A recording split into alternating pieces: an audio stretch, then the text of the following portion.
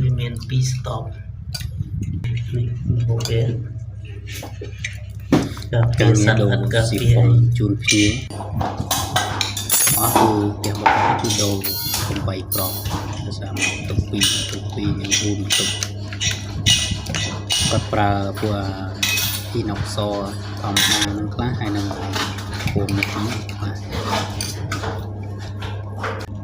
ប្រភេទស៊ីហ្វុកនេះគឺវាមានគុណសម្បត្តិ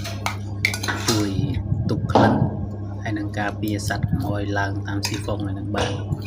ដោយសារតែស៊ីហ្វុកនេះតតែមានទឹកមានអីធ្លាក់ទៅបានវាបើកអូតូហើយនៅពេលដែលយើងអត់ប្រើគឺវាបិទចិត្តតែម្ដងដូចវីដេអូខ្ញុំបង្ហាញមុនហ្នឹងចឹងអានេះគឺ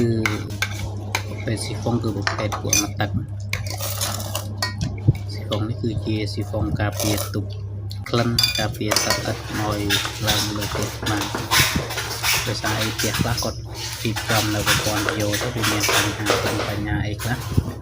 ចឹងបើប្រើស៊ីហ្វុកនេះទៅគឺល្អដែរខ្ញុំមិនមែនជាអ្នកលក់ស៊ីហ្វុកទេប៉ុន្តែខ្ញុំជាប៉ុន្តែដោយសារតែខ្ញុំឃើញថាវាជារបស់មួយដែលល្អដែរវាអាចទប់ក្លិនហើយនឹងការពារសត្វល្អិត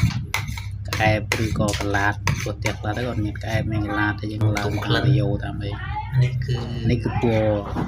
ពណ៌ឡៃវារ៉ាំថ្លៃផ្សំហើយថ្លៃវាខុសគ្នាតិចតួចទេ